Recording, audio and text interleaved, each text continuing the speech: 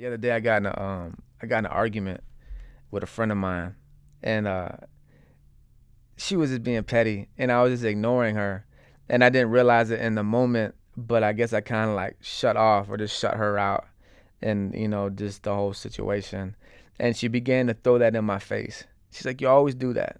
You always just turn off, your emotions. You just shut down, or you just block everything out, and it's just like irrelevant to you." And I know God's obviously, transformed my life and given me a new mindset and to where I want to do the right thing in relationships and just in, every circumstance.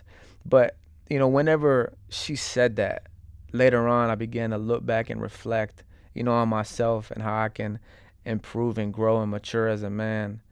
And I'm like, dang, why do I do that? That defense mechanism of just blocking her out or people out whenever things can get difficult and just like shut down and just like write it off. And I began to look back and realize that, and she said specifically, you can be so numb. And I remember that statement stuck with me, and I thought about it, and I'm like, dang, like, and I think I began to realize that, yo, I can be numb and kind of cold. And I began to look back and see and think about the reasons why, I was. And, it immediately led me, to look back at my, my prison bids. And I began to think and reflect. It's like you kind of have to learn and you begin to like adopt that personality trait of like shutting things off and becoming numb and becoming cold for lots of reasons.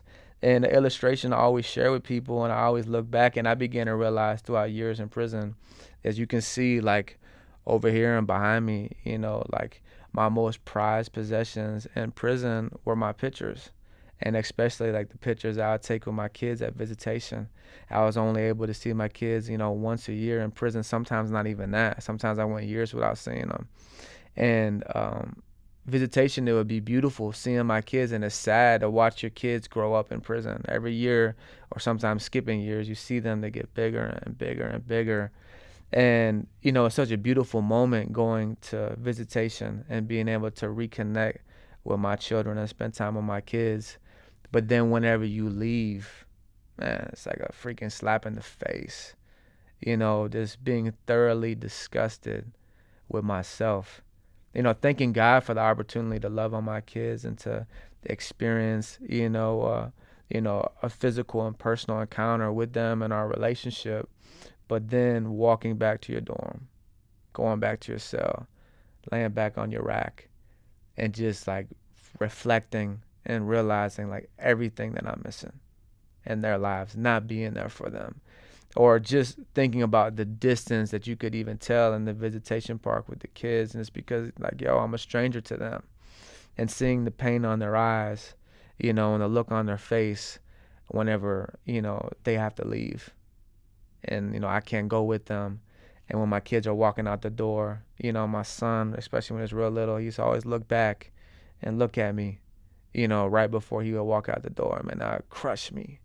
So the reason why I say that is because, like, yo, visitation was beautiful. It was awesome to see my kids, but it hurt tremendously, at the same time, especially whenever they would leave. And I would have to go back to my reality, and that was prison. And a lot of times, man, like days I would get visitation, which would only be like once a year, when it would be with my kids, I would just go back to my rack, bro, and I just lay back. I put the covers over my face, and I just put music in. I try to go to sleep, or bro, I cry, and and you begin like, okay, you have to face it in that moment because it's like right in your face. My kids are there. But throughout the majority of my time incarcerated, like, yeah, I love my pictures. I love my kids. I look at them all the time. But you begin to learn that, like, yo, you can't look at your pictures all the time. Like, don't get me wrong. Like, there's pictures of my kids and me in my Bible. I see it every day. But there's a difference between glancing at a picture and then, like, just going through your photo album and, like, reminiscing and just, like, really looking at all the pictures and reflecting and thinking about your kids. Because if you do that too much, it's going to destroy you. It's going to destroy you. It's going to make you constantly think of everything you're missing. So the reason why I say all that is because, like, even with, the pictures of my kids, like, yeah, I look at them, but you can't look at them like that all the time. I write my kids monthly, I call them weekly.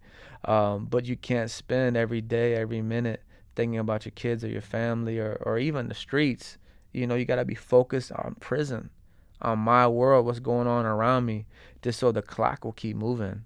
Because you'll drive yourself crazy thinking about society, thinking about the outside world. So it's things like that I think I began to learn, and people who are incarcerated for a long period of time, we learn to kind of like turn off, our emotions and detach and maybe get cold. And especially when it comes to what you see in the chain gang and the violence and the chaos. I mean, it's everyday, regular.